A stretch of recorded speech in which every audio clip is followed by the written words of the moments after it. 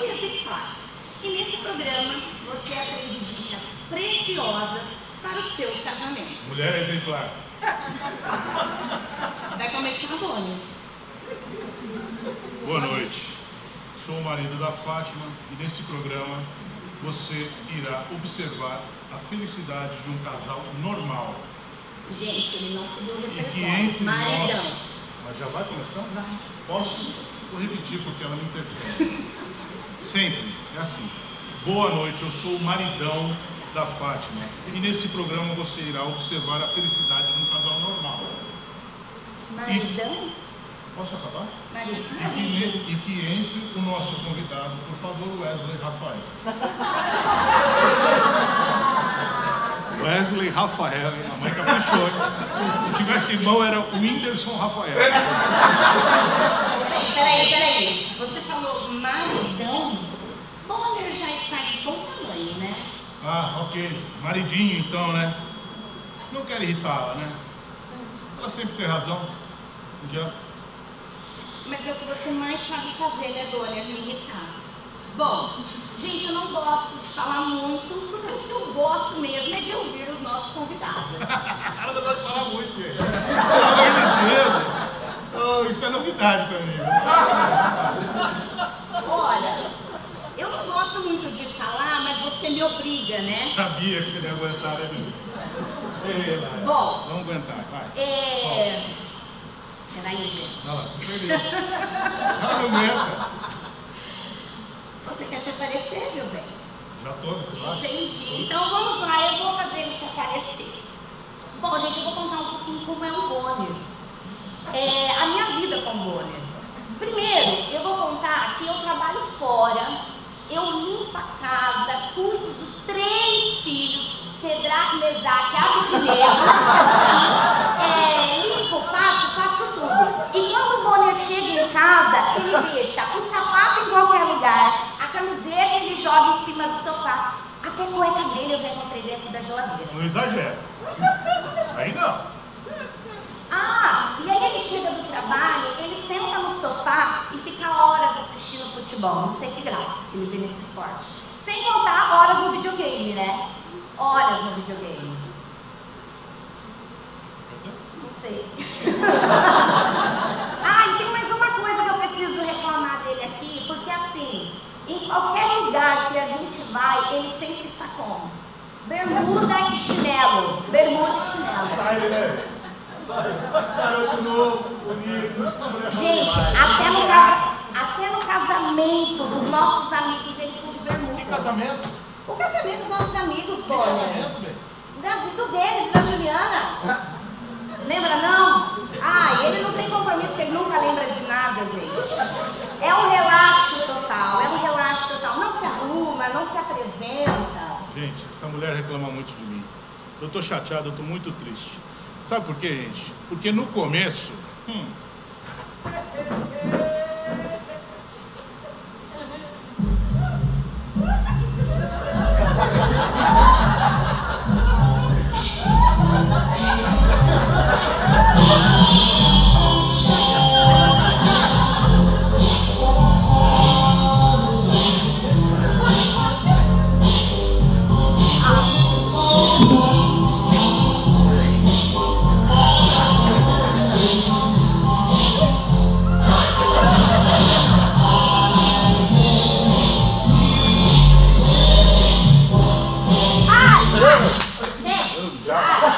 Mansidão, fuzil. Acabou. Homem, foi tempo bom. Tempo bom. Sem contar, gente, isso é o que mais me chateia. Eu me arrumo, vou no salão de beleza, corto meu cabelo, pinto, faço as minhas luzes, as unhas, a sobrancelha, e ele nunca repara e muito menos me elogia. Eu reparo na minha conta, que você tá. Você não tem grande mudança.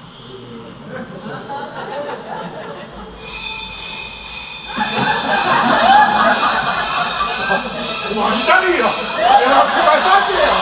O homem tá lá, ó. Volta. Volta, multidão, pelo amor de Deus. Não repara. Meu Deus, olha como eu sou. Ai, não me obrigue a usar meu réu primário, querido. Calma. Ó, pode estar lá. Presidente. Tem mais uma coisa. Eu posso contar para vocês como foi a nossa última viagem. Né? Enquanto eu preparava tudo sozinha, o Bonner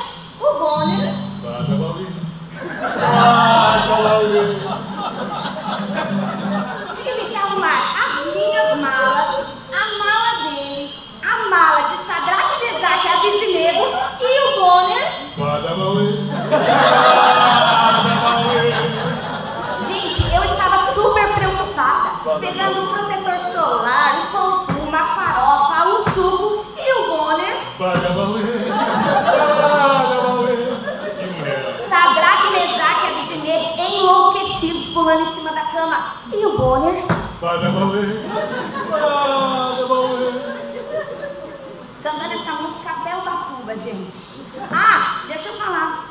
Depois que ele ficou cantando esse badabauí na minha cabeça, eu preciso falar uma coisa que me incomoda muito. Quando nós estamos viajando, ele dirige se achando o próprio Ayrton Senna.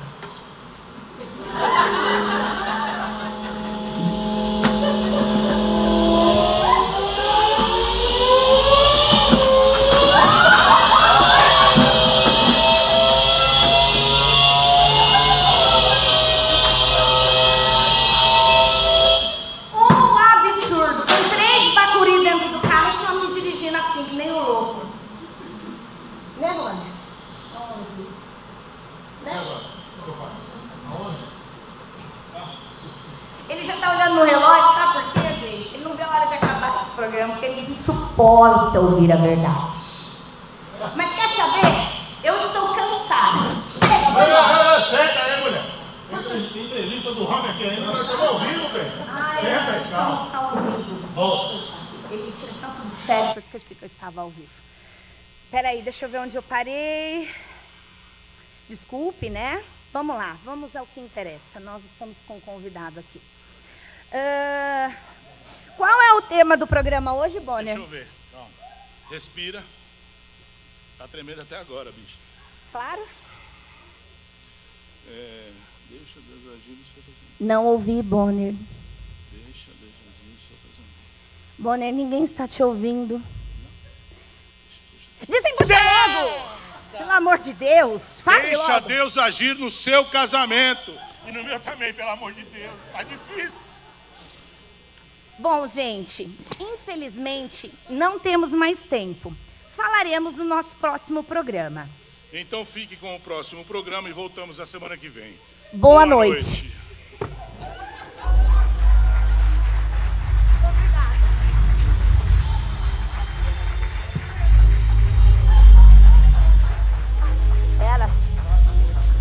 Volta aqui, Bonner. Volta aqui. Acabou o programa, mas tem uma parte aqui. Ela quer falar. Gente, vocês viram como essa Fátima é reclamona? Como ela reclama do marido dela? Como ela fala assim, das coisas, do jeito. Só que vocês viram que lá no passado era um love que só, né? Era um amor e tudo mais. E ela menospreza o Bonner. Por isso que eu acho que o casamento não deu certo. Que eles se separaram, né? Bom, isso não acontece aqui não, em nome de Jesus. Teve uma parte da nossa brincadeira que o meu marido esqueceu. Que ele fala assim, sou o maridão da Fátima. E aí, eu quero fazer uma brincadeira com vocês. Tinha que me caguetar, né, velho? Eu quero fazer uma brincadeira. Olhe para o seu marido, esposas, mulheres, olhem para o seu marido, olho no olho, tá? Vocês sabem que a gente vai começar agora a declarar assim. Vocês vão repetir para o marido de vocês. Você é o meu maridão. Você é o meu bonitão. Profetiza, irmã, profetiza. A palavra fala que se a gente tiver um pouquinho de fé, a gente pode remover montanhas. Então, seu marido é bonitão. bonitão, fala. Lembra do passado. Hoje tá meio acabado, mas lembra bonitão, do passado. Certo? Você é o meu lindão.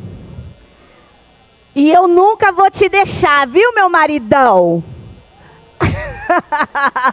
Certo? Então, gente, não vamos seguir o exemplo da Fátima. Vamos valorizar os nossos maridos, né? Cada uma aí valoriza o seu, porque eles são presente de Deus nas nossas vidas. Mesmo com os seus defeitos, nós também não somos perfeitas. E agora eu vou deixar meu marido falar um pouquinho, porque eu não gosto de falar muito. Ela não gosta de falar muito, tá risadinha, meiga. Gente, foi uma brincadeira, assim, legal, mas o que a gente queria passar, o que nós queríamos passar, veja bem, foi falado aqui que o marido não ajuda, que o marido deixa tudo largado. Assim, às vezes é bom a gente se preocupar, às vezes é bom você cozinhar junto com a sua esposa, porque ela quer não só simplesmente que você dê uma atenção, ela quer também que você participe das coisas. Automaticamente você participando, cozinhando junto, ajudando na casa, vai te trazer mais paz, que não é fácil, né? E automaticamente vai tirar um pouquinho o peso dela, né? A gente vai se ajudando, ó. A pastora já falou amém, já foi dado o recado, viu, pastor? Certo? Esquece o videogame, o futebol, entendeu? Tem coisa mais interessante para fazer, viu? Entendeu, né? Não vou falar porque o presidente está aí. Então, mas, gente, procurem sempre buscar esse lado. Porque, assim, eu procuro, pelo menos, ajudar a minha mulher, fazer as coisas dentro de casa. E evito de certas coisas justamente para quê? Para ter um pouquinho de paz. Principalmente naqueles dias, né? Aqueles dias abençoados que a mulher tem. Vamos encerrar, né? igreja. Acabou o quebra-gelo. Ela quer usar o réu primário, né? Então, o recado era mais ou menos esse. Ela, da parte dela e do meu lado também, seria esse o recado para vocês homens. Porque não é só sexo, não é só chegar e mandar. Às vezes precisa de uma companhia, precisa ajudar. E ela vai se sentir bem, vai valorizar o casamento. Tá bom? O recado foi dado. Valeu. Porque eu tô perigosa.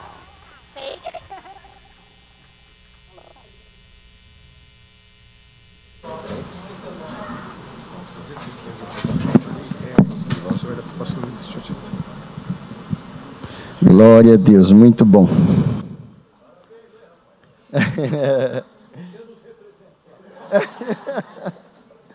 Tem que pôr no branquinho aqui, Alan.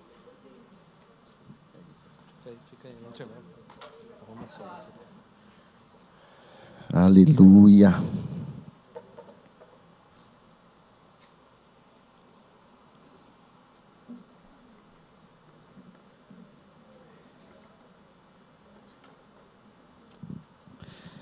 Glória a Deus. Que bênção, que tremendo. Bom, agora nós temos uma palavra do Senhor. Queria chamar o pastor Luiz, a pastora Marli aqui. Glória a Deus. É muito bom estar com eles, é muito bom recebê-los. Pastor Luiz, cadê o Ulisses, o presidente? Pastora Marli, estávamos com saudades deles. Glória a Deus, eu creio que o pastor Luiz, a pastora Marli tem algo do Senhor para nos entregar, para nos apresentar, né?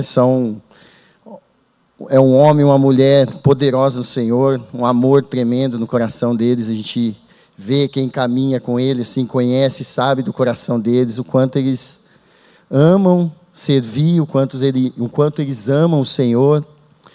E falar sobre criação de filhos, eu acredito que não teria pessoas mais adequadas para falar conosco, com a nossa igreja, a não ser essas duas pessoas aqui. Amém? Então vamos orar, a Pri vai orar por eles, e aí eles liberam a palavra aí para a gente. Amém. Obrigada, Jesus. Obrigada por tudo que recebemos até o momento e por aquilo que será derramado agora, Senhor. Obrigada, Senhor, por ter trazido em segurança nossos amados pastores, Pai. Obrigada, Senhor, porque eles são instrumentos de Ti.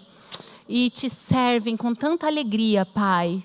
Muito obrigada, Deus, pela vida do pastor Luiz, pela vida da pastora Marli. Nós declaramos as bênçãos do Senhor sobre a família deles, sobre os netinhos, os filhos.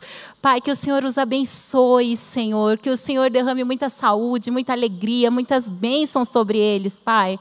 Em nome de Jesus, é o que ansiamos, é o que desejamos, Senhor. Pai, em nome de Jesus, abençoe a tua igreja, Pai. Que ela seja frutífera e próspera. E aquilo que recebemos, Senhor, não fique entre nós, que possamos espalhar, para que muitos possam ouvir a tua palavra, Senhor, nesse tempo. Em nome de Jesus. Amém. Amém. Amém. Quem começa? Deus abençoe. Obrigada, viu? Pode ficar aqui um pouquinho. Boa noite, queridos. O Luiz, ele disse que queria, antes de eu começar a falar, ele queria contar uma pequena historinha para vocês. Eu estou meio desconfiada dessa historinha que ele vai contar. Será que eu deixo? Eu sei. Eu tenho duas. A segunda, ela disse que não é para eu contar, é só a primeira. A segunda não deve ser tão boa quanto a primeira, né? Não, é bem legal. Um rapaz chegou para o seu pai e disse assim: pai... O pai estava fazendo um serviço no quintal, e disse: pai, eu resolvi que eu vou casar. E o pai virou-se para ele de maneira muito enérgica e disse: peça perdão. Disse: mas pai, por quê? Peça perdão. Disse: não, pai, o que eu fiz para o senhor? Pede perdão, ele insistiu. Mas eu não fiz nada, por que eu tenho que pedir perdão? Você não disse que quer casar? A partir do momento do casamento, vai ser a sua frase principal: perdão, irmão. Luiz, pede perdão. Perdão, querida. Boa noite, queridos. Eu queria primeiro nos apresentar, para quem não nos conhece, Luiz, casado com Marli. Esse ano completamos 42 anos de casamento. O Senhor nos presenteou com 2 filhos, o Timóteo, casado com a Stephanie, e a Renata, que já foi ovelha aqui nessa igreja, casada com Johnny. E nós recebemos de presente 4 netinhas, a Bia, a Luísa, a Lara e a Sara. Então, como eu já falei para vocês, no nosso varal de vovô e vovó, só dá calcinha, não tem cueca nenhuma. E é uma bênção a gente poder repartir um pouco sobre a vida daquilo que nós vivemos com os nossos filhos. Quando a Dai passou para mim esse tema, eu fiquei refletindo, conversando junto com o Luiz. Nós conversamos naquilo que a gente acertou, naquilo que a gente errou com nossos filhos. E eu confesso para vocês, gente, não faz muito tempo, nossos filhos hoje têm 39 e 37 anos, e eu acho que alguns meses, a gente descobriu ainda que o Timóteo ainda tinha algum sentimento de algo que aconteceu na adolescência em que a gente não acertou tão bem com eles. Então, por mais que a gente faça, por mais que a gente busque o Senhor, a gente sempre erra em algum lugar. Então, você é igual a mim e eu sou igual a você. A gente sempre erra com nossos filhos, mas a gente sempre busca acertar. Esse é o desejo do nosso coração, né? Eu queria dizer para você que o maior presente que você pode dar para os seus filhos, primeiro, é ter Jesus no nosso coração, porque faz toda a diferença na minha vida e na sua, quando a gente ama Jesus e quando a gente muda a vida da gente e quando a gente aprende, através da Bíblia, como cuidar de nossos filhos. Esse é o segredo do nosso coração, é amar a Jesus. E o segundo segredo para a gente educar bem os nossos filhos é você amar o seu cônjuge. Se você amar o seu marido, se o marido amar a esposa e os filhos puderem enxergar o amor que vocês têm um pelo outro, faz toda a diferença. Então, nem muitos métodos, nós vamos falar de alguns conselhos, nós vamos falar de algumas coisas, mas o principal é que o seu filho possa ver que você ama o seu cônjuge, que o seu cônjuge ama você, que você respeita ele, que você honra, que você é submissa em amor, que você serve ele com alegria, que você sabe pedir perdão, que você sabe conversar. Faz toda a diferença na vida dos nossos filhos, amém? não grite na frente dos seus filhos, resolva as coisas dentro do quarto, depois que eles forem dormir. Nossos filhos precisam enxergar em nós o quanto a gente ama um ao outro. Eu sempre digo isso, não canso de dizer que para mim e para o Luiz, o maior presente que a gente recebeu dos nossos filhos foi tanto a Renata quanto o Timóteo, quando eles foram casar.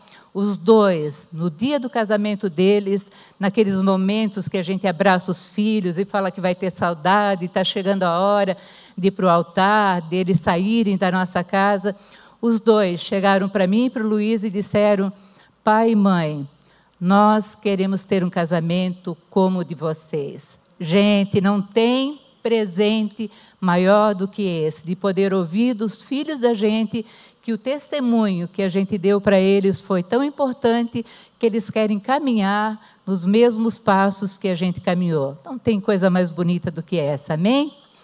Antes de depois eu chamar o Luiz, eu falei que eu não ia falar muito, porque a gente tem 1 hora só. Eu queria lembrar para vocês de um personagem da Bíblia que, para mim, sobre filhos, ele fala muito. Um homem chamado Ezequias. A palavra fala que ele foi rei de Judá, na parte lá de Jerusalém, governou, cuidou de toda Jerusalém, tirou todos os postes ídolos, voltou à adoração ao Senhor. Ele fez aquela limpeza no povo de Israel. Voltaram a cultuar ao Senhor, voltaram a adorá-lo. E um dia ele enfermou, e diz a Bíblia que era uma doença que o levaria para a morte. E o profeta Isaías veio até ele e disse assim para ele: arruma a tua casa, porque tu vais morrer. Arruma a tua casa, porque tu vais morrer. Eu lembro dessa palavra de vez em quando. Arruma a tua casa, porque tu vais morrer. Eu não sei o dia da sua morte, você não sabe o dia da sua. Arrume a tua casa, porque tu vais morrer. O Ezequias, ele começou depois que o Isaías saiu, ele começou a chorar, orar, clamar, pediu a Deus, queria mais um tempo. E antes do profeta Isaías ter saído da cidade, diz que Deus mandou ele voltar e disse assim: diga ao Ezequias que ele ganhou mais 15 anos de vida. Uau! Que coisa fantástica! Um homem com a morte decretada ganhou mais 15 anos. O profeta Isaías voltou, deu a palavra para ele ainda pediu um sinal a Deus, e diz que nesse tempo desses 15 anos, ele teve um filho chamado Manassés, e essa notícia de que ele havia sido curado, de que uma doença de morte havia sido tirada dele, fez com que ele ficasse famoso por toda a região.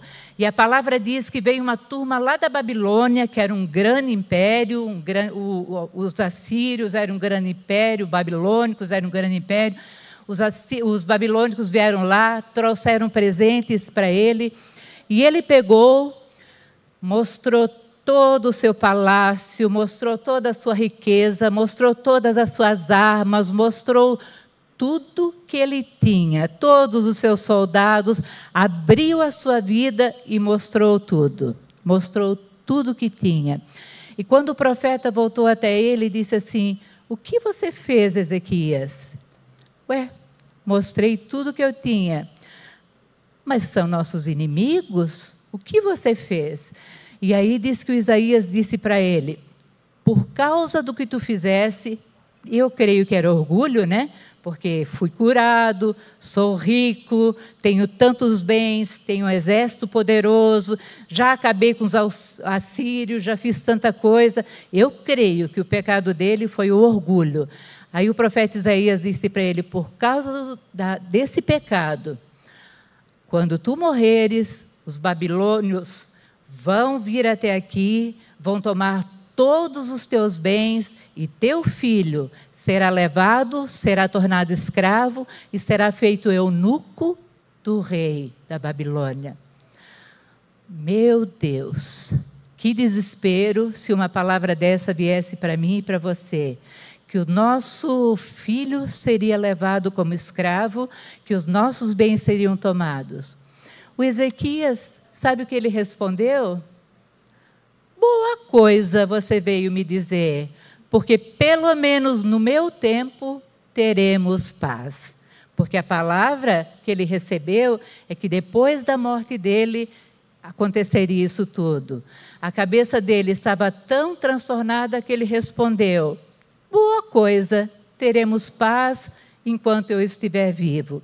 E, de fato, eu creio que nesse tempo, nesses 15 anos que foi lhe dado como sobrevida, eu não sei o que aconteceu na cabeça desse homem, porque quando ele morreu, seu filho Manassés, que nasceu durante esse período de 15 anos, ele foi posto como rei, com auxílio da sua mãe, e diz que ele foi um dos piores reis que Judá já teve. Trouxe de volta todos os postes ídolos, foi agoureiro, feiticeiro. E, pasmem, ele chegou ao ponto de, quando ele foi pai, ele ofereceu o seu próprio filho em sacrifício, na mão do deus Moloque, que era um deus de ferro enorme, com as suas mãos estendidas. Foi colocado fogo embaixo dessas mãos e o filho dele foi oferecido como sacrifício. Eu penso, o que Ezequias fez nesses 15 anos que Deus lhe deu, que ele abriu o seu império, que ele pensou que teria paz e que ele não deu direção ao seu filho. Eu fico impressionada com a palavra que o Isaías deu para ele, porque é uma palavra muito pesada, quando ele diz que o filho dele seria levado como eunuco do rei. Vocês sabem o que é uma pessoa eunuca? É uma pessoa que não vai mais produzir, que não vai mais ter filhos. Isso é muito forte. A geração posterior, ela vai acabar, porque não vai ter mais a capacidade de gerar filhos. Isso é terrível, isso é horrível. Foi isso que Satanás quis fazer quando quis matar todos os meninos que nasceram no Egito. Você lembra disso? Todos os meninos deveriam ser mortos. Por quê? Porque não haveria mais uma vida geracional, uma geração gerando a outra. O que aconteceu quando Jesus nasceu? Qual foi a ordem dada pelo imperador? Todos os meninos deveriam morrer, ou seja, não havia mais uma vida geracional, uma geração após a outra. Esse é o intento de Satanás, é acabar com a próxima geração. Esse é o intento de Satanás na minha vida e na sua. Que a gente tenha os olhos fechados para que a gente não viva de forma geracional, para que a gente mate a próxima geração e não consiga levar adiante aquilo que Deus colocou dentro de nós, que nós devemos colocar para os nossos filhos, os filhos dos nossos filhos, para os nossos netos e assim de geração em geração. É algo muito forte, esse desejo que Satanás tem de acabar com as famílias. Isso ele fez com Ezequias, dizendo que o filho dele, o Manassés, seria levado e seria eunuco, não poderia mais gerar. Foi o que aconteceu. A sorte do Manassés é que no período em que ele ainda estava reinando, ele ainda teve um filho que reinou após ele, porque depois que ele foi levado para a Babilônia, foi transformado em eunuco, sem gerar vida. Então, eu gostaria, junto com o Luiz, de falar um pouco sobre isso, sobre a nossa tarefa de dar direção aos nossos filhos, de sermos geracionais, de olharmos para os nossos filhos como alguém que foi dado para que a gente possa treinar, para que a gente possa equipar, para que a gente possa dar direção. Quando o Rafael veio aqui, ele falou, eu acho que foi o Rafael, né? Ele falou que nossos filhos são herdeiros. Não foi o Rafael. O Alan. Que nossos filhos, eles são nossos herdeiros, são como flecha na mão do guerreiro. Eles são colocados em nós, como uma flecha é colocada na nossa aljava, para dar a direção. Então, eu gostaria, junto com o Luiz, de repartir algumas direções para que nossos filhos sejam capacitados por mim e por você. Antes de eu chamá-lo, eu sempre falo para as irmãs lá da igreja de Montemor, quando elas vêm falar sobre filhos de várias idades, eu sempre falo uma coisa para elas: os filhos, a gente os tem por pouco tempo. 20, 25, hoje em dia fico mais tempo, né, pastor Wesley, com 30, 35 anos.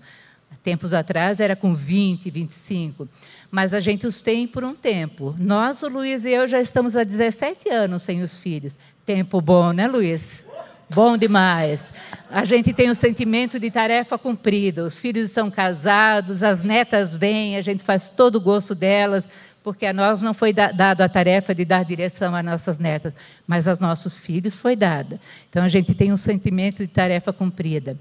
Eu sempre digo para as irmãs lá da igreja de Montemor, eu digo assim, filhos, a gente tem que trazer sempre pertinho da gente. Os filhos pequenos, a gente amarra uma corda na cintura. Eles têm que ficar sempre perto da gente, sempre. Você não pode perdê-los de vista. E a direção tem que ser dada de forma bem clara a cada um deles. Quando os filhos ficam adolescentes, para jovens, começo da adolescência, da juventude, a gente amarra um elástico na cintura deles. E aí a gente começa a dar espaço para eles. Por quê? Porque a gente precisa ensinar nossos filhos a tomar decisões. E se a gente, na adolescência, continuar amarrando a cintura dos nossos filhos com uma corda, eles nunca vão aprender a tomar decisões. E quando precisarem, vão tomar decisões erradas, porque não foram ensinados a tomar decisões. Eu lembro do nosso filho Timóteo, quando ele era pré-adolescente, quis começar a ouvir algumas músicas do mundo, o Luiz chegou para ele e falou, até você fazer 14 anos, Luiz? Acho que foi isso, né? Você vai ouvir as músicas que o seu pai e a sua mãe permitirem que você possa ouvir. Depois que você fizer 14 anos, você pode ouvir as músicas que você quiser. Até lá, aqui dentro da nossa casa, as músicas são nossas, selecionadas por nós. Como todo bom adolescente, bateu a porta, foi para o quarto, vocês conhecem isso, não conhecem? Mas obedeceu. Quando ele completou 14 anos, qual foi a banda que ele começou a ouvir? Os Raimundos, né? Os Raimundos. Vocês já ouviram a música dos Raimundos? Meninos, a letra era... E o Luiz chegava lá e falava, Timóteo, pai, eu fiz 14 anos, você me permitiu que com 14 anos eu escolhesse. O Luiz dizia, tudo bem, filho, mas veja bem o que está entrando dentro de você. Só que à noite, quando ele dormia, todo dia, o Luiz ia lá e orava, colocava a mão naqueles CDs dele, repreendia. Eu acho que o Abrante se converteu de tanto que você orou, né, Luiz? O dia que você encontrar ele, você fala para ele que você orou muito por isso, viu?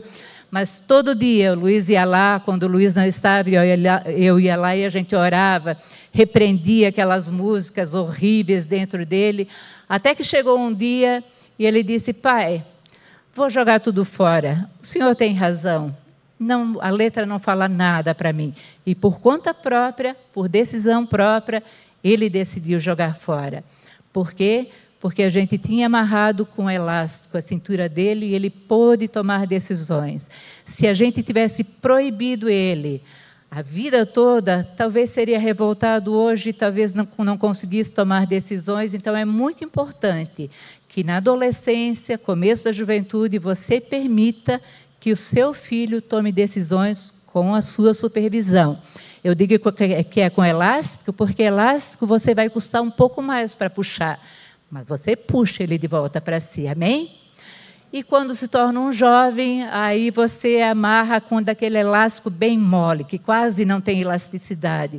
Você precisa confiar na direção que você deu para ele e você espera que ele venha tomar conselho seu, que ele venha pedir orientação sua, debaixo da orientação que você deu para ele. Isso é fantástico, irmãos. Eu vejo que, às vezes, quando pais são muito repressores, não permitem que o filho faça nada, quando ele chega na idade de ir para a faculdade, de sair de casa, às vezes, de morar sozinho, o que acontece? Ele acaba tomando decisões ruins, se envolvendo com pessoas ruins. Por quê? Porque ele não aprendeu a tomar decisões debaixo da supervisão dos seus pais. Isso é muito importante. Amém, irmãos? Eu gostaria de convidar para vir aqui o melhor pai que eu poderia ter escolhido para os meus filhos, o amor da minha vida. Sou eu, disse ele.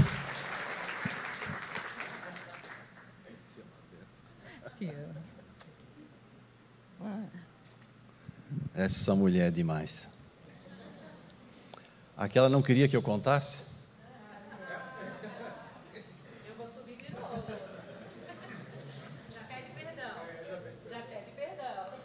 Um homem, quando ele reconhece que erra,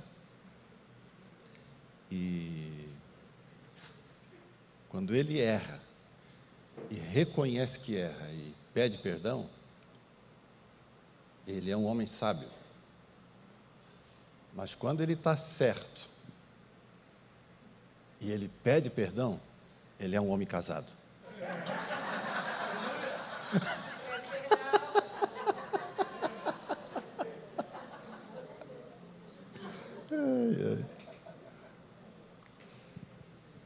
Eu sigo uma turma aí no Instagram e outras redes aí que são bem legais assim nessa área, né? Aí eu vou guardando essas piadinhas. Eu tenho um bocado guardado. Aleluia. Irmãos, eu queria dar continuidade a esse processo que a Marli iniciou e convido você para abrir a sua Bíblia em Marcos, no capítulo 4, os versículos 1 a 9. Marcos 4, capítulo 1 a 9. Eu queria fazer uma reflexão com você. Eu não vou dar nenhum conselho prático para você de como lidar com os filhos, mas espero que aquilo que eu e a Marli estamos transmitindo e tentando colocar em palavras, né, da parte do Senhor, possa fazer sentido na sua vida. Amém? Nós queremos falar de princípios que regem a nossa jornada com os nossos filhos. Marcos 4, 1 a 9 está dito assim: voltou Jesus a ensinar à beira-mar, e reuniu-se numerosa multidão a ele, de modo que entrou num barco, onde se assentou, afastando-se da praia. E todo o povo estava à beira-mar na praia. Assim, lhes ensinava muitas coisas por parábolas no decorrer do seu doutrinamento. Ouvi: eis que saiu o semeador a semear. E ao semear, uma parte caiu à beira do caminho, e vieram as aves e a comeram. Outra caiu em solo rochoso, onde a terra era pouca, e logo nasceu, visto não ser profunda a terra, e saindo, porém, o sol a queimou, e porque não tinha raiz, secou-se. Outra parte caiu entre os espinhos, e os espinhos cresceram e a sufocaram, e não deu fruto. Outra, enfim, caiu em boa terra, e deu fruto, que vingou, e cresceu, e produziu a 30, a 60 e a 100 por um. E acrescentou: quem tem ouvidos para ouvir, ouça. Essa parábola que Jesus conta, dentro do ambiente de ensino dele, que ele está ministrando aos seus discípulos, à sua liderança, e ele fala aqui de 4 tipos de solo, que normalmente a gente interpreta como o ambiente do coração da gente. Então, o Senhor Jesus aqui, ele está basicamente dizendo que a palavra de Deus, ela chega em 4 tipos de pessoas, 4 tipos de ser de cada pessoa. E ele diz que tem um que aparentemente é de coração endurecido, que a palavra de Deus ali chega aos ouvidos daquela pessoa e não produz absolutamente nada, porque ela nem sequer tem tempo de penetrar na terra, porque ela está endurecida. E diz que os pássaros vêm e comem, né? Na explicação que Jesus dá logo a seguir, ele diz que esses pássaros é a ação do demônio, é a ação do diabo, que quando a pessoa está com o seu coração endurecido, o diabo tem muita facilidade de roubar aquilo que é lançado no coração da pessoa, porque está endurecido, e rapidamente passa e vive e vai para longe daquilo que acabou de ouvir. Depois ele diz que tem um outro tipo de solo, onde a semente cai, e ela cai no solo, é rochoso, mas ela germina, etc., cresce rápido, e depois vem o sol, etc., e a queima. E Jesus diz que esse é o tipo de pessoa que recebe o Evangelho, as palavras do Evangelho, com muita alegria. E não precisa pregar muito, não precisa usar de artifícios para chegar no coração da pessoa, porque ela logo recebe. Abre o coração com uma facilidade enorme. E a Bíblia diz que com a mesma facilidade também abandona, porque não tem raiz. E quando vem os apertos da vida, etc., as dificuldades, ela chuta o pau da barraca, porque não tem profundidade nesse processo. É uma pessoa superficial, que vive de maneira mediana, de maneira crítica, de maneira medíocre, a vida cristã dela, porque logo se perde. Aí Jesus diz que tem um terceiro solo aparentemente bom, outro tipo de pessoa, que também recebe a palavra, mas junto com a palavra, ela permite que no coração dela brote também abrolhos e espinhos, que Jesus diz que são as pressões da vida, são as coisas boas, entre aspas, que a vida oferece, são os prazeres que a vida tem, são as coisas que o dinheiro, o bem-estar, o lazer, o dia a dia podem oferecer para ela. E diz que esse tipo de pessoa acaba sendo sufocada. Esses prazeres, esses desejos, esses sonhos, essas coisas que estão no mundo, que oferecem aparentemente uma alegria e um bem-estar para ela, acabam sufocando o Evangelho. Ela não consegue viver o Evangelho, porque os valores que o mundo tem para ela sufocam ela. Ela até gostaria de viver o Evangelho, mas não consegue, porque outras coisas que o mundo, de um modo geral, tem como coisa boa para a gente, sufoca aquilo no coração dela. E Jesus diz que, por fim, então, tem uma terra que não passa por esse tipo de dificuldade. Jesus diz que há uma terra que não é um coração endurecido, não é superficial e nem se deixa levar por coisas que podem ser oferecidas no lugar que é exclusivo de Jesus e do seu Evangelho. E ele chama isso de terra boa, que produz a 30, a 60 e a 100 por um. É onde as coisas do Evangelho, da Palavra de Deus, as coisas do reino de Deus, frutificam fortemente na vida dela. Pois é, pastor, o que tem isso a ver com educação de filhos? Pois é, nós falei antes que eu e a Marli queríamos falar de princípios. E eu queria dizer, em primeiro lugar, dentro desse primeiro bloco, é que todos nós, quando nascemos, recém-nascidos, nós nascemos com um canteiro limpo. Nós somos um canteiro sem terra. Nós somos um quadrado onde, ao recebermos os nossos filhos, recebemos a incumbência agora de colocar terra naquele canteiro. Quando a gente era criança em casa, a gente fazia canteiros para plantar verduras e legumes, junto com o pai e com a mãe. Os nossos espaços eram pequenos e lá no sul chove muito. Então a gente fazia quadrados de madeira ou de tijolos e preenchíamos aquilo com terra para plantar ali dentro. Nós poderíamos fazer uma comparação muito grosseira e dizer assim que todos nós, quando nascemos, nós somos um quadrado desse, ou feito de pedras, ou feito de tijolos, ou de madeira, mas nós somos um quadrado limpo, sem nada ali. E é dado a tarefa aos pais de botar terra ali dentro.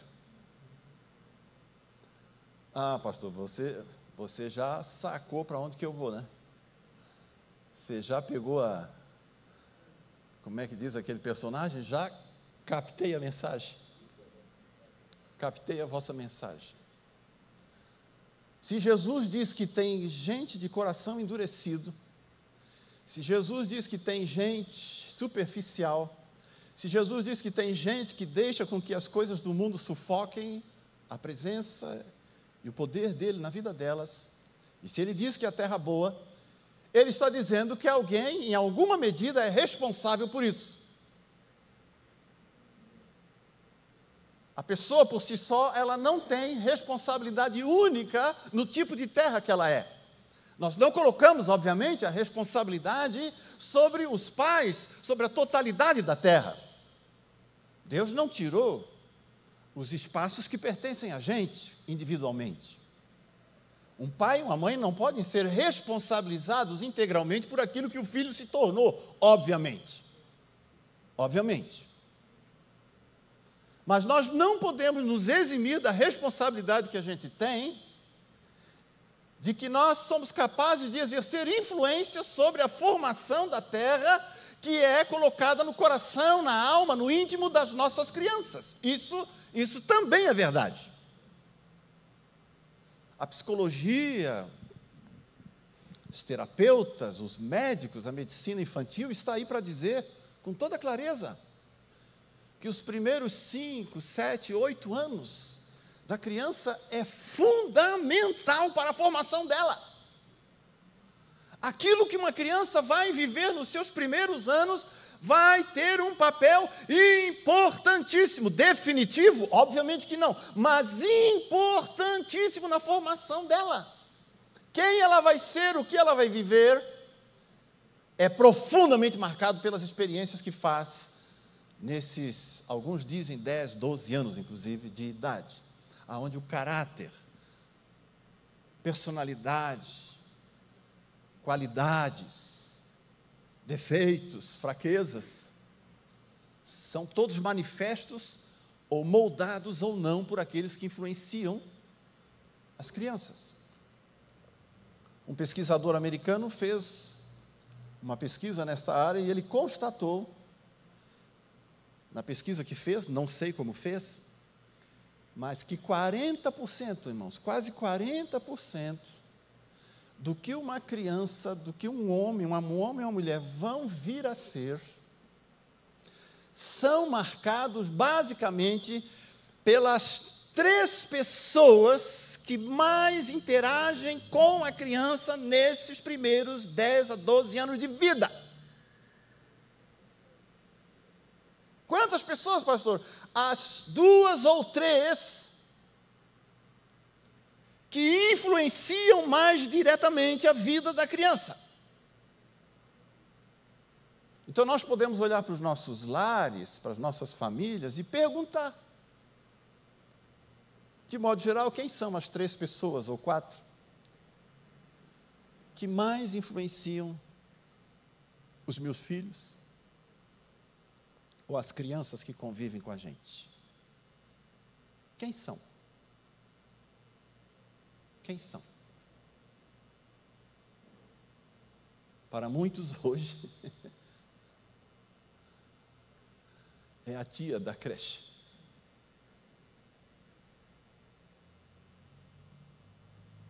A Bíblia diz que é tarefa do pai e da mãe influenciar a criança. Talvez de algum avô e de alguma avó. Nós procuramos influenciar nossas netas, mas não mais da mesma maneira, como disse a Marli, né? Agora a gente faz coisas que com os filhos a gente não fazia. Mas eu entendi, irmãos, um ditado de muito tempo atrás, eu entendi que se aplica perfeitamente ao avô. O avô é o pai domado pelo filho para ser montado pelo neto. Meu filho me domou e agora minhas netas é que montam. Mas a gente não deixa de influenciar. Nós entendemos já há muito tempo a importância da influência. Então nós procuramos estar perto das nossas netas também, porque nós queremos influenciá-las. Porque nós sabemos que a gente, como avô, que a gente convive intensamente com as nossas netas, nós somos influência na vida delas. Então nós somos avós, é verdade. Mas participamos amorosamente da educação que os nossos filhos dão para elas. E os nossos filhos sabem disso. Tem uma filha, inclusive, que abdicou da vida profissional para poder ficar com as filhas. A minha esposa abdicou da vida profissional até aproximadamente os 7 anos ou 8 anos de idade, não me recordo mais, até os 7 anos. A Marli abdicou de vida profissional, que ela sempre gostou, para poder, ela trabalhava antes, quando a gente casou, ela sempre trabalhou, e ela só voltou à vida profissional depois que os filhos estavam com 7, 8 anos de idade. Por quê? Porque a gente entendeu e sabe que a formação deles tem uma marca profunda do pai e da mãe, daquelas pessoas que estão próximas delas. se são pessoas sem valores, se são pessoas sem compreensão do Evangelho, se são pessoas que não têm percepção das realidades espirituais para nós como crentes, é essa influência que as nossas crianças vão receber. Não na totalidade.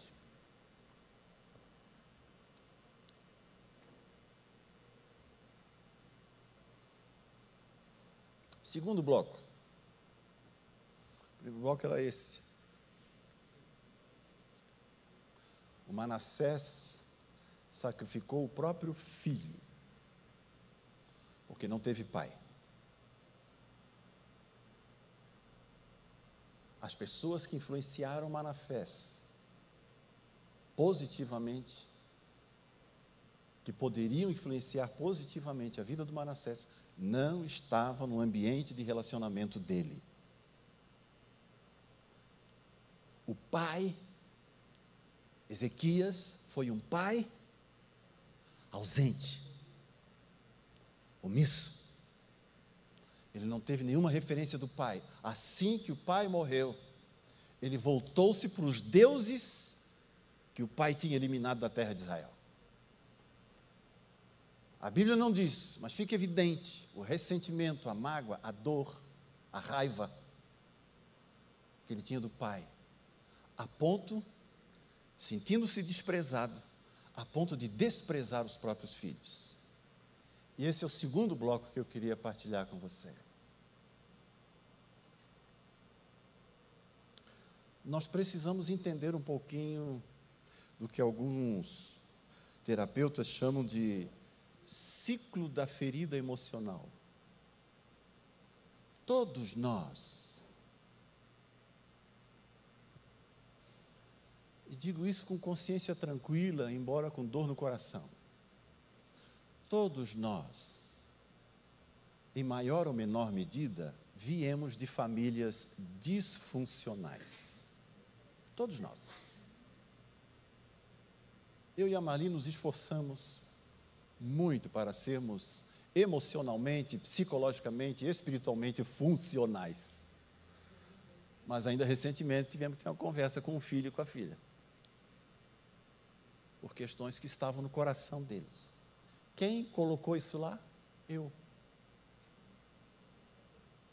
Eu, com as minhas atitudes, com o meu comportamento em relação a eles, coloquei essa ferida lá. E tive que tratar isso com eles. E conhecendo um pouco dessa realidade, depois de tratado isso com eles, conversado, orado, amém, amém, amém, eu comecei a olhar para dentro de mim. E comecei a me perguntar, por que eu fiz isso? E descobri na minha história, descobri na minha casa, descobri na minha infância e adolescência, o lugar de onde isso tinha brotado. Então, tendo vindo numa área da minha vida, de um relacionamento em alguma área disfuncional, aquilo sem que eu percebesse marcou a minha história. E eu, sem perceber, reproduzi aquilo que havia acontecido comigo, da parte do meu pai. Então nós muitas vezes temos dificuldade de gerar uma boa terra no coração dos nossos filhos pela própria disfuncionalidade que nós trazemos da nossa família. E que é preciso que a gente conheça isso. A gente não pode fazer de conta que isso não existiu. Porque se não é tratado, se a gente não é confrontado com essa realidade nossa do passado, a gente reproduz o modelo. A gente faz a mesma coisa não querendo fazer. Tenho casos disso mais evidentes na minha família. De situações onde meus irmãos, minhas irmãs, viveram com minha mãe e com meu pai, e que elas E nesse ambiente elas fizeram críticas severas à minha mãe. Minha mãe já é falecida. Fizeram críticas severas à minha mãe. E depois, sem que elas percebessem, reproduziram na vida das filhas. Então o que é que acontece? A gente, sem perceber, vira o ferido que fere.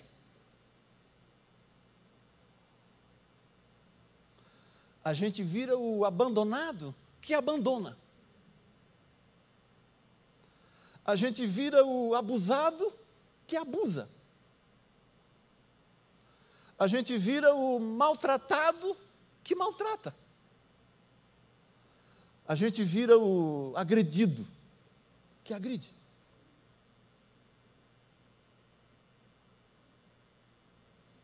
Então, há áreas da sua vida, como filho, como filha, que talvez precisem ser trazidas à luz, para que o modelo não se reproduza no seu filho e na sua filha. Então, tem áreas que, se você só vai poder educar bem o seu filho, a sua filha que está na sua casa, se você mesmo for tratado nelas. E poderá haver fraquezas e situações na vida dos seus filhos, que talvez você lamente ou se preocupe, que é necessário olhar para dentro de você e perguntar: como é que eu vivi isso na minha família? Como é que eu vivi isso na minha história? Como é que eu passei por isso na minha família?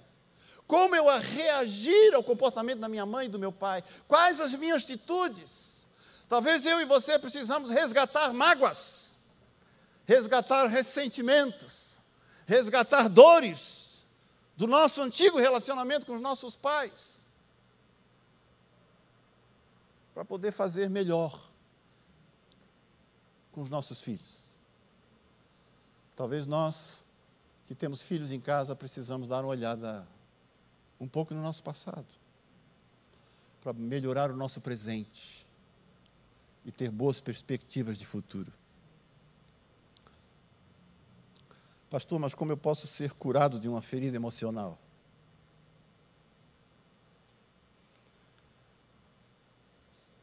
Primeiro, eu penso que eu preciso reconhecer que isso é uma ferida. Eu não posso fazer de conta que eu não vivi isso. Eu não posso simplesmente dizer: deixa para lá. Não dá. Porque a minha alma não deixa para lá. A minha boca pode dizer, mas a minha alma não. O que está lá, está lá. Ainda que eu tente negar. Ainda que eu diga que não faz diferença. Ainda que eu diga que eu não penso mais assim. Ainda que eu diga que eu não tenho mais esses sentimentos. Mas se a ferida existe, ela precisa ser identificada como ferida. Eu estou magoado com meu pai.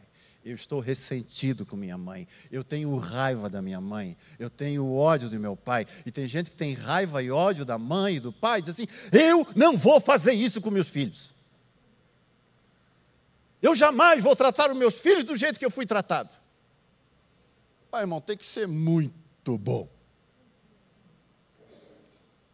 para superar 100% um negócio desse e ficar cultivando aquilo no coração. Olhar com ressentimento para os pais e olhar com aquele amor apaixonado pelo filho. Eu acho muito complicado, tem que ser um super-herói para conseguir desconectar o ressentimento da história passada e fazer novo na história presente. Tem que ser um super-herói. Eu descobri que não consigo. E que para resolver o meu presente, ter perspectiva de futuro, eu preciso mexer num passado que Deus já perdoou. Eu primeiro preciso reconhecer. A segunda coisa que eu penso, e eu aprendi isso com a minha mãe. Meu pai eu perdi cedo, antes de perceber toda essa realidade. Mas com a minha mãe eu vivi isso intensamente. E eu descobri que eu precisava levar em consideração a história dele. eu não posso simplesmente me ressentir com os meus pais sem levar em conta a história que eles tiveram. Porque eles também são resultados de uma família disfuncional.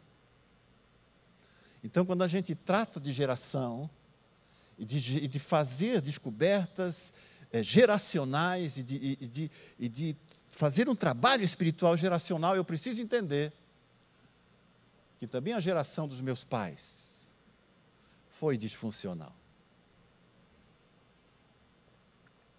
Uma vez eu tive um tete-a-tete com a minha mãe, eu já era noivo da Marli. Nós éramos noivos. E eu chamei a mãe para um tete-a-tete, que eu disse assim, eu não quero me casar com esse negócio dentro de mim. Minha mãe sentou de um lado da mesa, não sei se eu já contei isso aqui em alguma pregação, não. Minha mãe sentou do lado da mesa, eu sentei do outro e a Marli na ponta, de juíza. Caso acontecesse alguma coisa, né, Marli? A velhinha era brava.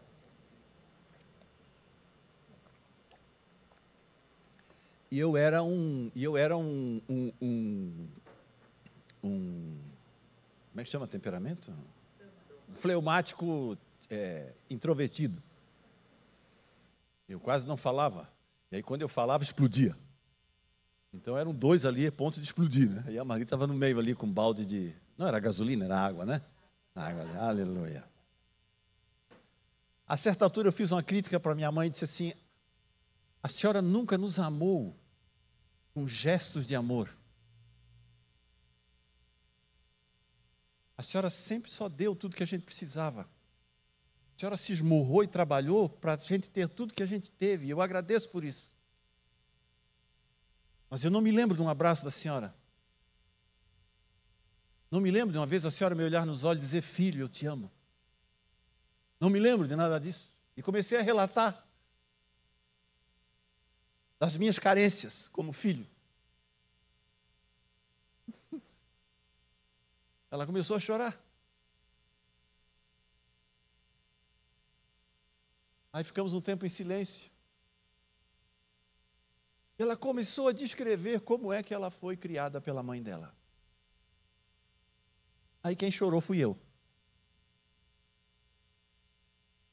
Porque de repente eu descobri que a minha mãe estava dando para mim muito mais do que ela tinha recebido. Muito mais. A mãe dela, quando queria repreendê-la, jogava nela o que tinha à mão. Fosse uma panela, fosse um prato, fosse um pedaço de pau, um martelo, um ferro. Assim ela foi tratada pela mãe dela. Então, uma segunda coisa importante para a gente se livrar das nossas feridas espirituais é olhar com compaixão a história dos nossos pais. Porque eles não foram o que foram simplesmente porque quiseram ser. Também são resultado de uma geração anterior que os levou a viver e ser o que eles foram. Então, além de reconhecer a ferida,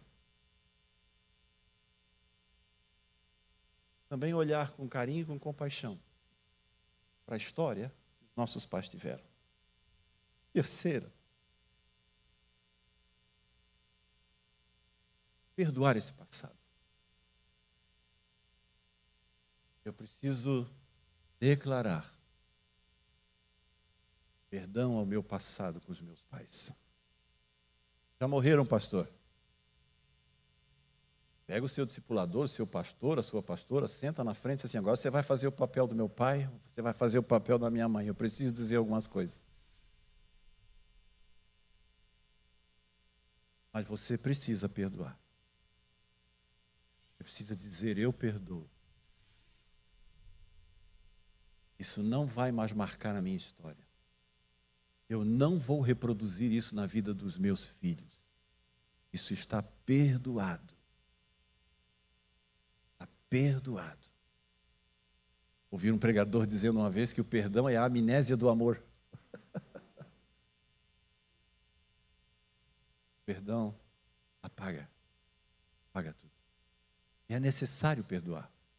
Ouvi um outro pregador dizendo que não perdoar é como tomar veneno e esperar que o outro morra. Então, reconhecer a ferida, entender a história dos nossos pais, ter compaixão com a história deles e perdoar. A Bíblia diz que o Espírito Santo vem, está lá em Tito, e quando o sangue de Jesus lava, olha que coisa fantástica, a obra do sangue, né? Diz em João. Quando o sangue lava a ferida do pecado e da dor, vem o Espírito Santo e faz um lavar regenerador. Está lá em Tito. Então, o sangue de Jesus é aquele que vem e limpa, tira o pus, tira as bactérias, tira os vírus, faz aquela limpeza na ferida, deixa ela limpa. Retira tudo dali. Aí vem o Espírito Santo, limpa e fecha. E fica só aquela cicatriz da lembrança do poder de Deus quando curou aquela ferida na minha vida. Depois daquela conversa com a minha mãe, eu me tornei o melhor amigo da minha mãe. Minha mãe se apaixonou por mim, eu me apaixonei por ela. Mas a gente precisou chegar e dizer: eu te perdoo. Pedi perdão para minha mãe. Minha mãe disse: eu também te perdoo. As feridas precisam ser saradas. E a gente não sara fugindo delas. Quer ser um bom pai, uma boa mãe? Trate as suas feridas lá dos seus pais, das suas mães. Trate as feridas da sua família lá atrás. Trate isso. Sua educação dos seus filhos vai progredir, melhorar, crescer profundamente. Você vai ter o privilégio de, ao fazer isso, interromper feridas geracionais.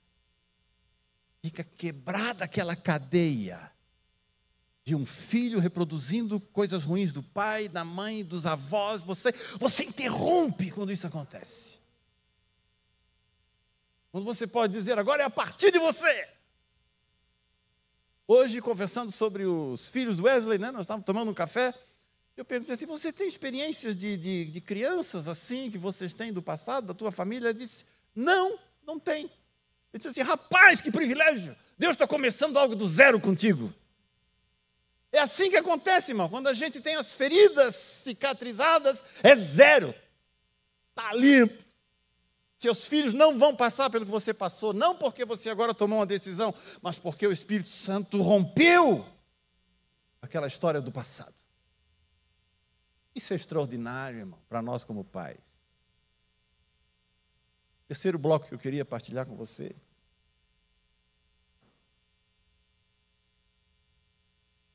Agora é um pouco mais pragmático, para dizer assim. Eu percebi na minha vida, eu fui 3 tipos de pai. E desses 3 tipos eu procurei aperfeiçoar e corrigir, à medida que eu fui entendendo os processos da minha jornada. E eu botei isso na minha cabeça dessa forma para vocês, assim, 3 tipos de pais que ainda estão presentes na nossa vida, que a gente precisa romper com eles, ou aperfeiçoar. O primeiro deles são pais sem identidade. Pais sem identidade. Pais que não sabem quem são. Quem eu sou? Geram os filhos e imaginam que sou pai porque gerei alguém. Obviamente, quem gerou, diz a lei, é pai, é mãe, porque gerou. Tem pais que identificam a sua identidade apenas como geração. Gerei 3, 4, 5 filhos, gerei. Gerei no casamento, fora do casamento, gerei. Não sabem o que significa ser pai, ser mãe. Não tem noção do que seja isso. Tem um desejo enorme de ter um filho, de ter filhos. E depois não sabem por que tiveram aqueles filhos. Não conectaram o fato de gerar alguém com o fato de ser chamado por Deus como pai e como mãe. Eu preciso recuperar a minha identidade em Cristo, ter clareza da minha identidade em Cristo, para ter clareza de quem eu sou como pai e como mãe. Deus me chamou como corresponsável por um grande projeto eterno, chamado Família de Deus. Preguei uma vez aqui na igreja sobre ser família de Deus. E quando a Bíblia diz, eu sou pai, eu sou mãe de alguém, Deus está dizendo assim, você é meu parceiro. É uma parceria com Deus. A minha identidade é formada por aquilo que Deus me fez como filho dele, e agora eu vou gerar na vida dos meus filhos, filhos para Deus. A responsabilidade que a Bíblia dá de ter filho crente não é do evangelista, nem do pastor, nem da tia do culto infantil. É do pai e da mãe.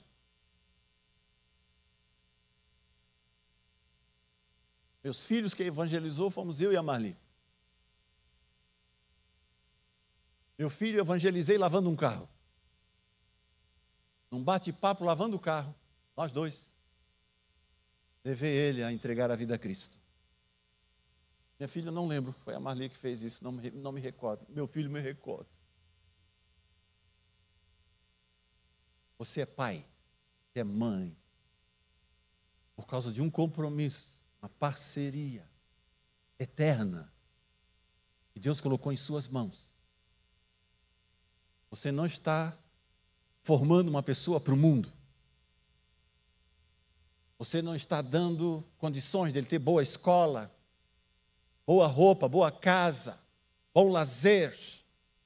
Não, você foi chamado por Deus, tem uma identidade em Deus eterna para gerar para Ele. Essa é a sua identidade.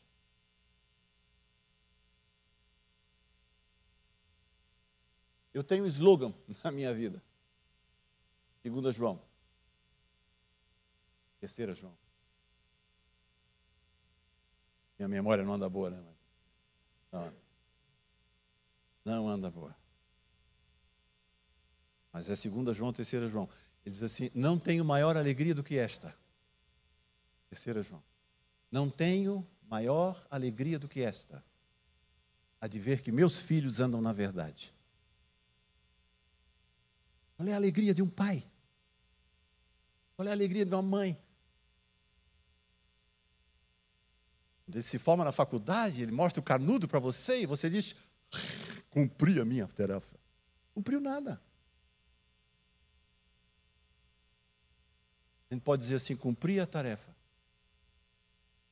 Quando no coração da gente, a gente é capaz de dizer, eu não tenho maior alegria do que essa.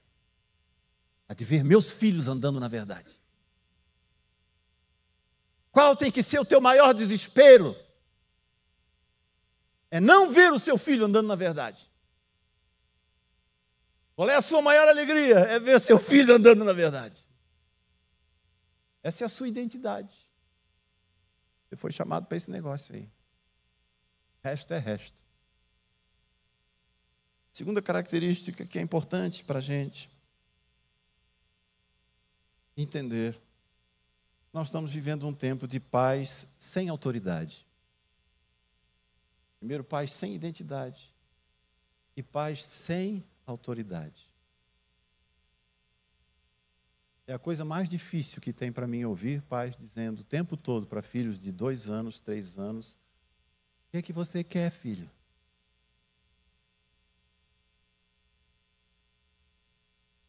É a coisa mais triste de ver uma criança de 3 anos dizendo: não quero ir dormir.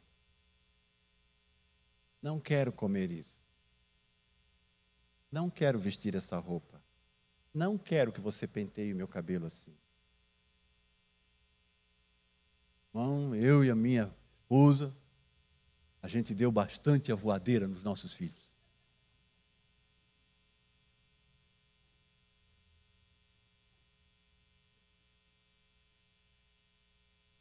Eu e a Marli praticamos isso na nossa vida. Como eu disse, nós somos disfuncionais também, não fizemos isso de maneira perfeita. Eu vi um testemunho da mãe do John Wesley. E alguém perguntou para ela como é que a senhora criou 19 filhos e todos eles na fé. Zana é o nome dela. Todos eles na fé, 19. Como a senhora conseguiu? Ela disse: é muito simples. Quebre a vontade deles. Quebre a vontade deles.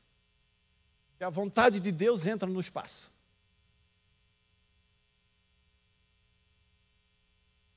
Criança não pode crescer cheia de vontade. Pais têm que exercer autoridade. Uma vez eu fiz isso num culto, uma irmã fez, ela ficou ofendida comigo, né? Fiz assim: você tem que pegar o seu filho, botar na perna assim, ó, e fazer assim, ó, quebrar a vontade dele. Ele vai amar você. Na hora ele vai brigar, vai chiar, vai chorar. Mas depois ele vai dizer: muito obrigado, pai. Porque é uma terra que você está botando ali na alma dele. É decisivo isso para a vida dele. Decisivo. Pais precisam aprender a dar direção. A autoridade significa: eu sei o que é melhor para os meus filhos, eu conheço Deus a quem sirvo, eu conheço a palavra dele, eu conheço a vontade dele, e é essa que vai valer para os meus filhos.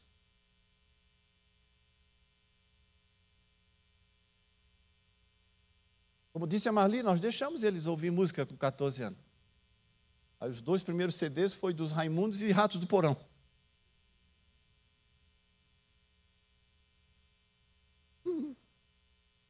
Deixei. Mas não deixei de exercer autoridade. Dei liberdade, mas mantive minha autoridade. Todo dia lá no quartinho dele: Raimundo do inferno, em nome de Jesus, tu não vai influenciar meu filho. Eu gerei meu filho para Deus, em nome de Jesus, você não vai quebrar isso na vida dele, isso não vai entrar na alma dele, eu te repreendo em nome de Jesus, e ele vai vir aqui no quarto te quebrar. Exerci autoridade.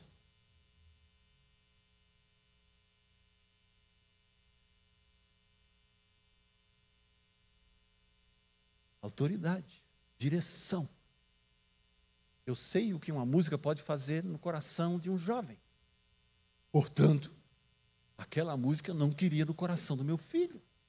Ah, mas é ele que escolhe. É ele que escolhe. Mas é Deus que manda. Então, o pai precisa, pai e uma mãe. Falo pai, mas estou falando pai e mãe, né? Precisam ter identidade. Precisam ter autoridade. E a terceira coisa, precisam ter praticidade. Praticidade. Pais que não sabem o que fazer com seus filhos.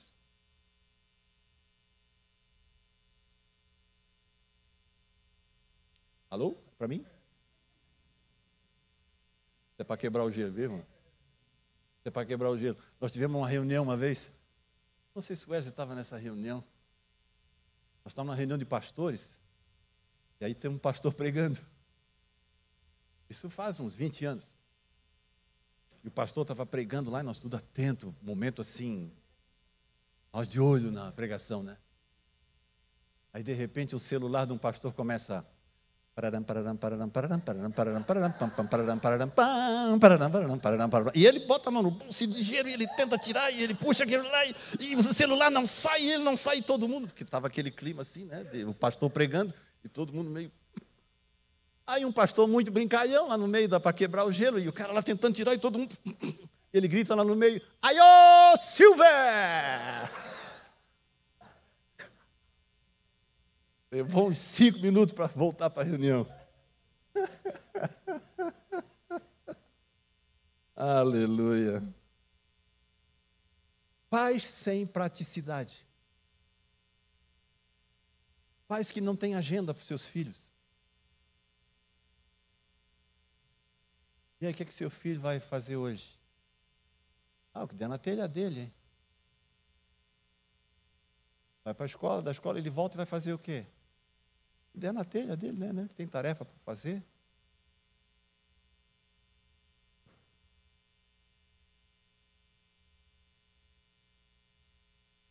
Nossos filhos chamavam eu e a Marli de estrela cadente. A gente passava na nossa frente, a gente dizia 3 coisas para fazer.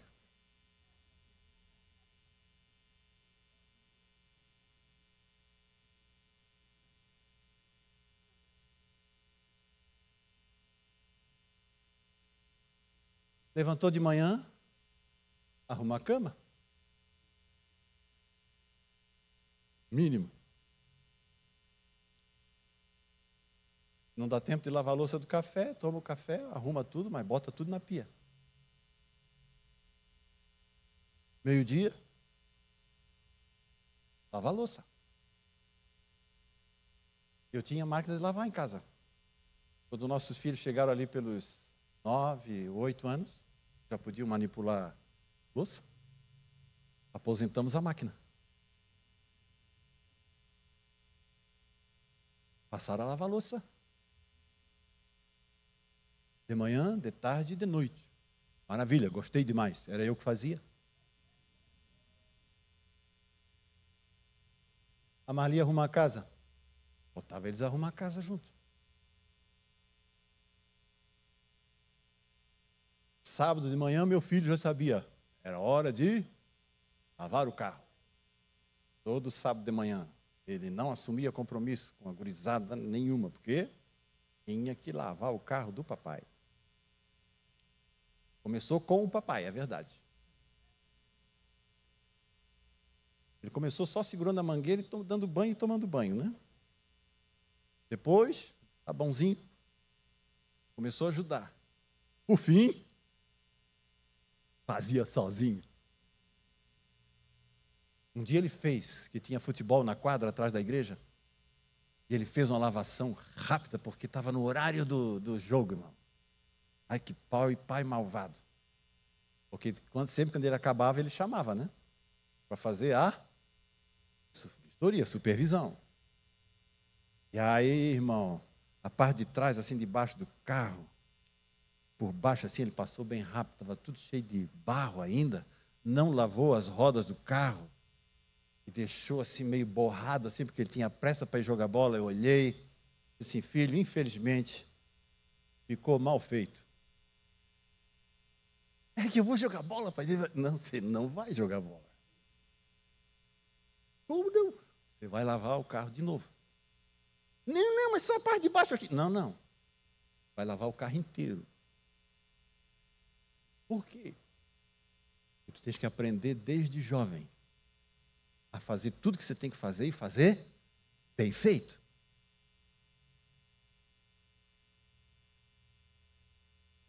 Hoje, meu filho é gerente de tomate e pimentão para a América do Sul, na empresa dele.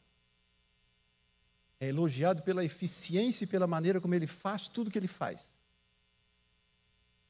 Mas desde pequenininho, eu e a Marli jogamos essa terra dentro do quadrado.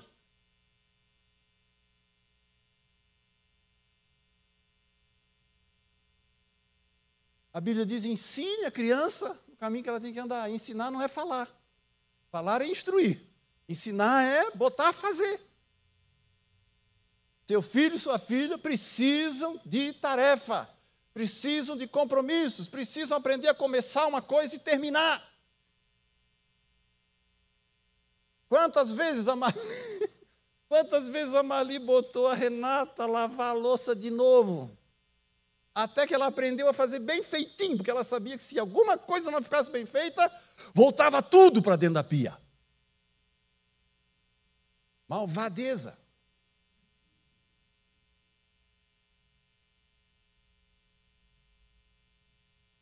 Mas os pais precisam aprender a viver de maneira prática com seus filhos. Não deixe os seus filhos de mente e atividades por conta deles. Eles vão se sentar na frente de um sofá ou deitado numa cama olhando o celular. Ponha eles a fazer o que tem que ser feito. Invente quando não tiver o que fazer, irmão. Inventa. E na hora que estava tudo certinho lá em casa, eu ficava olhando pelos cantos para inventar. Hoje, Timóteo, nesse horário que nós temos agora, nós vamos limpar a teia de aranha. A gente procurava teia de aranha, irmão, para limpar pela casa, mas tinha que fazer alguma coisa. Tem que dar compromisso e tarefa. A mente, a terra, precisa ser encaminhada. Filho bem treinado, bem cuidado, irmão, vai ser super próspero num mundo de gente panaca. Num mundo de gente que não sabe fazer mais nada. Num mundo de gente Nutella.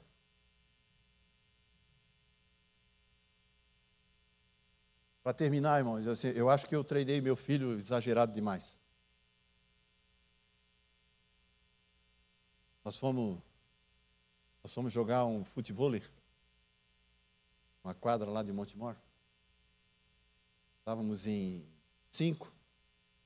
Chegou lá, não arranjei outro parceiro. Não, eu fico de fora. Fiquei sentado. Fiz 4. Meu filho, meu genro, meu sobrinho e mais um outro jovem. Ficaram lá jogando futebol. Daqui a pouco eu, pastor, né, já estava sentado com o cara do lado, batendo papo. Bom, terminou, fomos embora.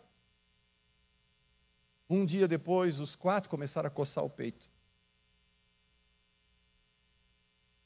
Passaram a pomadinha, que não melhorou, foi piorando, foram numa dermo, cada um foi numa dermo, passou tratamento, antibiótico, pomada, sarava na hora e dali a 10 dias começava de novo. Uma micose, não sarava aquilo. Aí um dia eu chego lá para o Timóteo e pergunto assim, e aí, Timóteo, sarou?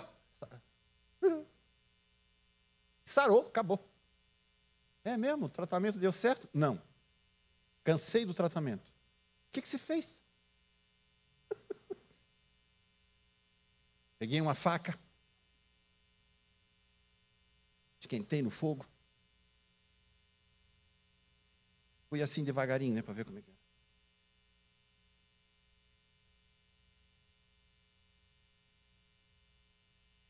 Deixa eu ver aí. Só ficou a cicatrizinha. Acabou. Assim, eu disse, meu Deus, eu acho que eu exagerei contigo, meu filho.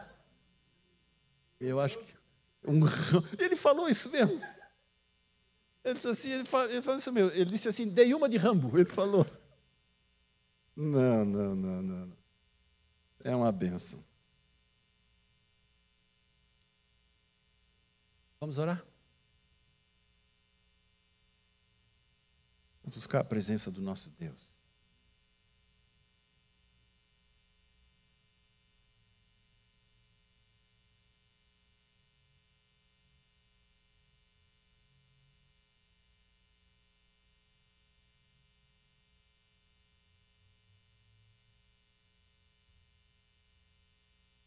Eu vou pedir para colocar uma música lá na mesa, para não precisar vir nenhum dos irmãos vir aqui na frente, né? Que pode ser que queiram vir orar aqui também, né?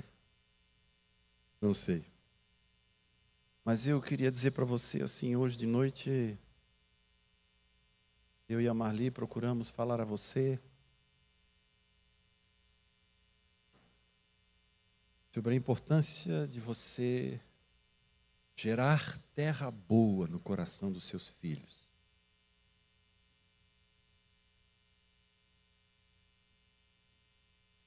Depois a gente falou que às vezes a gente tem dificuldade para gerar essa terra boa porque nós mesmos não fomos gerados desse jeito. Que a gente acaba até trazendo feridas da nossa história anterior. E aí eu falei aqui, no final das contas, a gente precisa reconhecer a ferida, entender a história dos nossos pais, mas também perdoar. Talvez você aqui hoje à noite está precisando, reconhecendo alguma ferida que o seu pai e a sua mãe fizeram em você. Talvez você precise perdoar isso hoje à noite. Depois a gente falou que você precisa também resgatar, cultivar a sua identidade como pai, como mãe. A importância, o papel de Deus dizer para você, que quando você gera, você é pai, você é mãe. Depois o Senhor falou com você dizendo que você pode e deve exercer a sua autoridade espiritual sobre a sua casa. Foi dado a você a autoridade. Não é autoridade de dominar, de ser mandão. Não é autoridade para destruir, é autoridade espiritual para edificar. Que Deus é o maior interessado em ver você e sua família abençoados.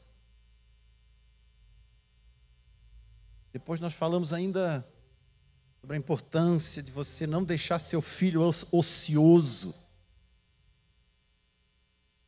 mas de ajudá-lo a manter a sua mente e a sua vida ocupada com atividades que são saudáveis, atividades que vão formá-lo, que vão consolidar o seu caráter, a sua personalidade, as suas inclinações no futuro.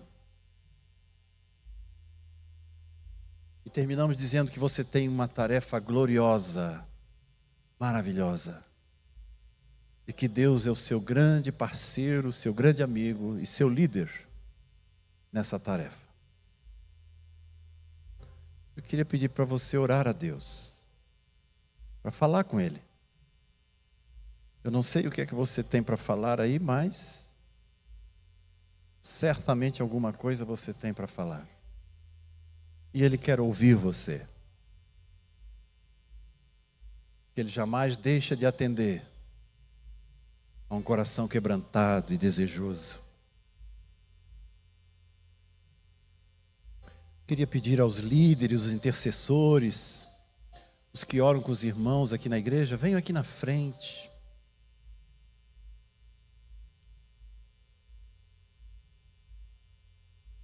Nós queremos interceder pelos irmãos, venham vocês aqui que vão interceder, para a gente ter um momento de oração, um momento de bênção, um momento de cura na alma, um momento de perdão, um momento bem legal.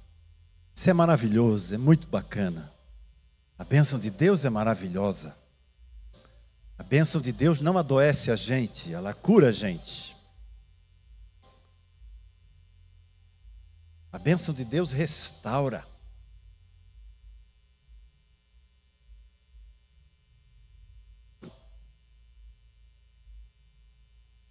Se você quer vir aqui na frente e dizer talvez para um desses irmãos aqui, você que é mulher, vir com uma irmã, né? Você que é homem, vem com um homem.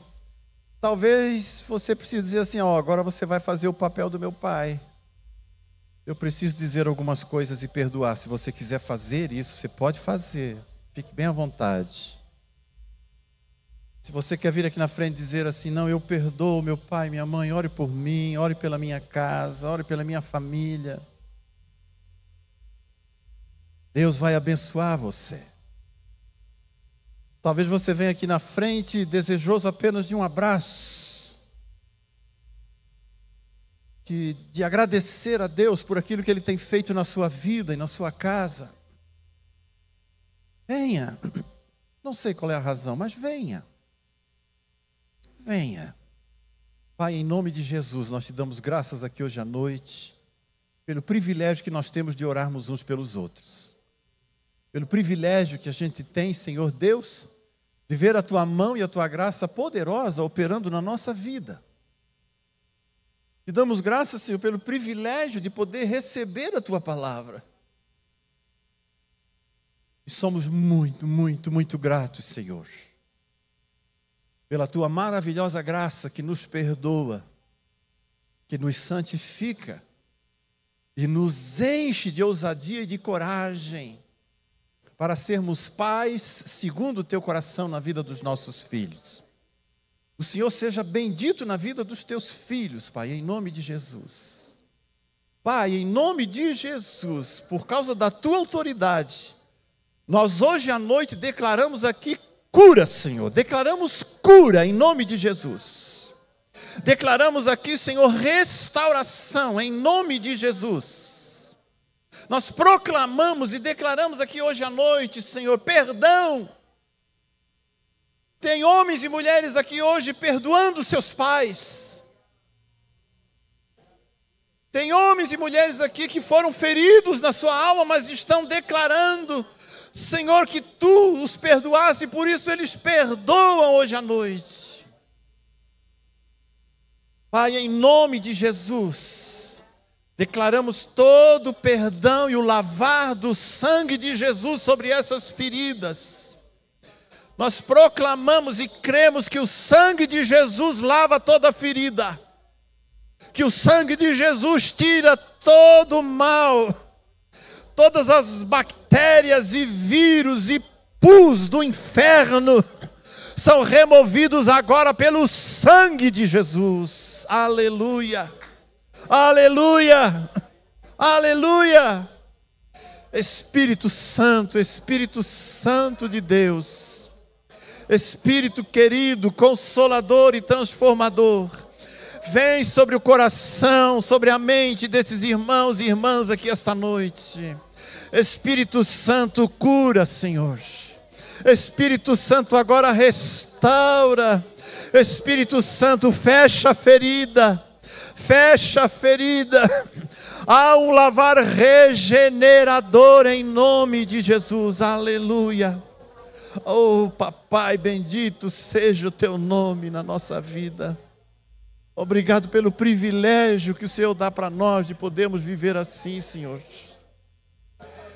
Nós queremos Te agradecer hoje à noite que Tu és o nosso Pai. E que Tu és um Pai perfeito. Tu nunca falhaste com a gente. A Tua palavra sempre foi fiel e verdadeira. Tu nunca nos abandonaste, Senhor. A Tua mão poderosa sempre esteve sobre nós. Tu tens nos guardado em todas as necessidades.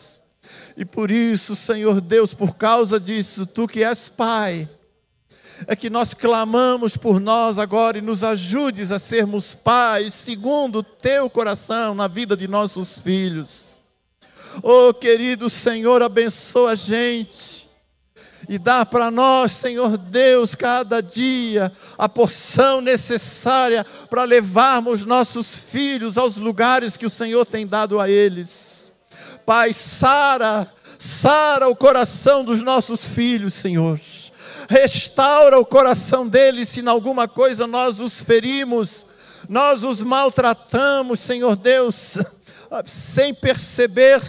Senhor, em nome de Jesus, nós também pedimos perdão pelas nossas atitudes com os nossos filhos e proclamamos sobre nós, ó Pai, a Tua presença, a manifestação do Teu poder para fazer em nós a Tua boa, agradável, perfeita vontade. Ao final deste culto, Senhor, nós profetizamos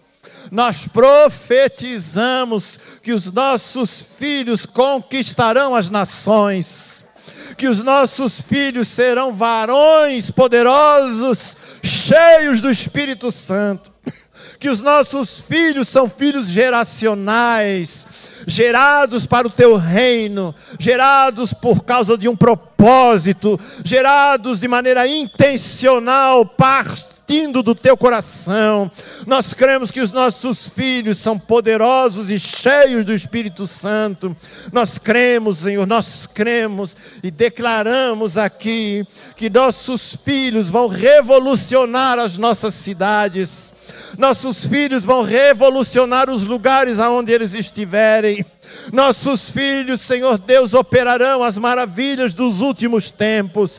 Nossos filhos serão aquilo que o Senhor tem escolhido para eles, ó Pai, em nome de Jesus. Nós os abençoamos, nós os abençoamos. Eu abençoo, Senhor, em teu nome, cada um dos pais aqui esta noite, cada um dos filhos aqui esta noite, em nome de Jesus. Proclamamos sobre a vida dessas crianças, adolescentes e jovens desta igreja. Proclamamos vitória. Proclamamos vida abundante, proclamamos uma vida cheia do Espírito Santo. Declaramos que são uma geração revolucionária, uma geração que provoca mudanças, uma geração cheia do teu poder, firme, inabalável no propósito do Senhor para esse tempo, Pai. Assim nós cremos. Pedimos a tua bênção sobre a vida do Wesley e da Dai, Senhor, os pastores aqui. Que eles e os seus filhos sejam, Senhor, sempre uma referência de bênção, da presença e da graça do Senhor dentro de casa. Que a vida deles, Senhor Deus, possa inspirar outras vidas. Que a família deles inspire famílias. E eles sejam poderosos no Senhor. Guarda sempre o coração deles em humildade, em sinceridade e transparência diante do Senhor. Para que todo o teu nome seja proclamado nesta igreja e a partir dessa igreja, em toda esta cidade, em nome do Senhor Jesus. Nós assim oramos e nós assim cremos em nome de Jesus. E quem crê comigo diz amém. Amém. Aleluia! Glória ao nome do Senhor. Os irmãos aqui podem se assentar. Eu gostaria que você ficasse em pé e abraçasse o seu cônjuge. Se ele está perto de você, abraça ele agora. Mas abraça de gosto, tá? Eu queria, ainda antes de terminar, eu queria dar um recado do Senhor para vocês. Olhem aqui para mim, tá? É muito importante isso que eu vou falar para vocês. Ano passado nós fizemos em Montemor um encontro com Deus, com as crianças e adolescentes, e uma turma de Indaiatuba estava lá junto. Eu não sei das crianças de Indaiatuba, pastora Dai, mas algo me chocou, porque das nossas crianças de Montemor, as professoras depois vieram falar comigo, relatar que crianças com 11 e 12 anos estavam com problema de pornografia, tanto meninas quanto meninos, por causa do celular. Essa semana, uma amiga, que era amiga minha da escola, ela não é nem uma irmã da igreja, ela veio me procurar, ela falou: Marli, por favor, me ajude. Minha filha de 7 anos, ela está com pornografia no celular. Eu falei: por favor, conte para mim, como é que uma menina de 7 anos tem problema com pornografia no celular? Ela disse assim: Marli, eu ensinei minha filha a brincar com o celular e a colocá-la no YouTube os desenhos que ela gosta. Apertar lá aquele microfone, ela fala o nome do desenho e o desenho aparece. E a minha filha, ela tinha muita curiosidade de ver o pai dela sem roupa. E o pai, muito recatado, nunca deixou a filha ver a nudez dele, sempre se escondia. E ela dizia assim: eu quero ver o que tem embaixo da cueca. E o pai dizia: menina, vai lá com a sua mãe. E ele ia tomar banho. Pois bem, essa menina apertou no YouTube e colocou lá o que tem embaixo de uma cueca. E o que apareceu? Um monte de pornografia. E a menina ficou olhando através de um celular o que tinha dentro de uma cueca de um homem. É muito triste, irmãos. Vigie os seus filhos. Só que para que você vigie os seus filhos, você também não pode passar o tempo todo no celular. Se você fala para o seu filho, você tem meia hora no celular, ele não pode ver você 4 horas com o celular lá, ó, fazendo assim. Irmãos, há algo entrando dentro de nossas casas sem que a gente veja. Aqueles adolescentes que na hora do indo à cruz, naquele encontro infantil, naquele encontro com Deus infantil, vieram confessar que estavam olhando pornografia, os pais não sabiam. E eles, com celular, com acesso à pornografia, vigie dentro da sua casa. É o nosso papel de pais vigiar a vida de nossos filhos. Amém? Olhe para o seu cônjuge e fala, nós vamos vigiar. Vamos vigiar a nós mesmos no celular. Amém? Agora aquele beijo bem gostoso e aquele abraço bem gostoso. Amém?